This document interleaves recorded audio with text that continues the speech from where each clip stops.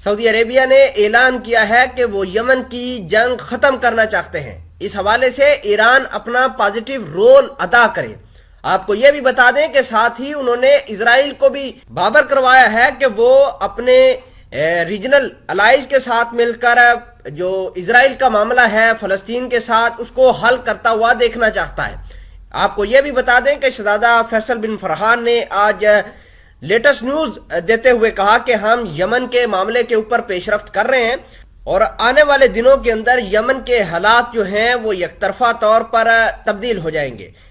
سعودی عربیہ کے وزیر خارجہ شہزادہ فیصل بن فرحان نے مزید کہا کہ یمن کے خاتمے کی جانب پیش رفت ہو رہی ہے۔ ایران اس حوالے سے اپنا پازیٹیو رول بھی ادا کر رہا ہے اور اسے ادا کرنا بھی چاہیے، لیکن ابھی بھی ایران کو مزید کام کرنے کی ضرورت ہے، جس میں جنگ بندی میں توسیع، مستقل جنگ بندی کی طرف پیش رفت شامل ہے۔ شہزادہ فیصل بن فرحان نے آج اعلان کرتے ہوئے کہا کہ 8 سال سے جاری تنازع صرف سیاسی ذریعے سے ہی حل ہو سکتا ہے۔ یمن کے لیے اقوام متحدہ کے خصوصی اتاشی بھی تقریب کے موقع پر موجود تھے اور ان کا یہ بھی کہنا تھا کہ جنگ کو جو شروع کرنا ہے وہ بہت آسان ہے، لیکن اس کا خاتمہ آسان نہیں ہوتا اور بدعتمادی جب تک برقرار رہتی ہے تب تک حالات خراب ہوتے ہوئے جاتے ہیں۔ ناظرین گرامی، یہ ایران کے لیے بھی بہت اچھی خبر ہے کہ سعودی عربیہ نے پازیٹیو اور آپٹیمسٹک جو ہے وہ اشارے دینا شروع کر دیے ہیں۔ تمام تر چیزیں آج کی اس ویڈیو میں ڈیٹیل کے ساتھ ڈسکس کرتے ہیں۔ چھوٹی سی گزارش ہے کہ آپ ہمارا یوٹیوب چینل حسنات ٹی وی کو سبسکرائب کر کے پاس موجود گھنٹی کے نشان کو دبا لیں تاکہ لیٹسٹ نیوز آپ تک بر وقت پہنچتی رہے۔ یمن کے علاوہ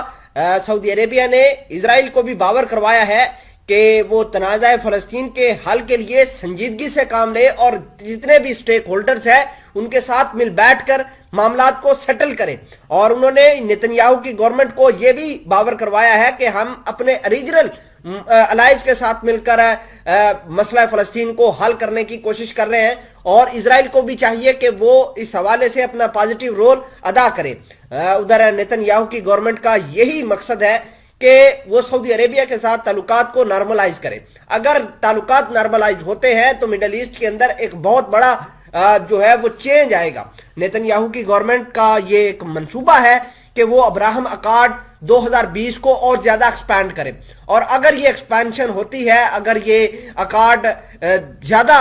وائڈن ہوتا ہے تو آپ دیکھتے ہیں کہ سعودی عربیہ اور ایران کے درمیان جو تعلقات تھوڑے بہت چل رہے ہیں، بیک ڈور ڈپلومیسی عراق کے اندر چل رہی ہے، اور شہزادہ فرحان جو ہے وہ لگاتار اس حوالے سے بیان بھی دے رہے ہیں، وہ ساری کی ساری ختم ہو جائے گی، کیونکہ یہ جو اسرائیل اور ایران کی وار ہے یہ آئیڈیالوجیکل وار ہے، اور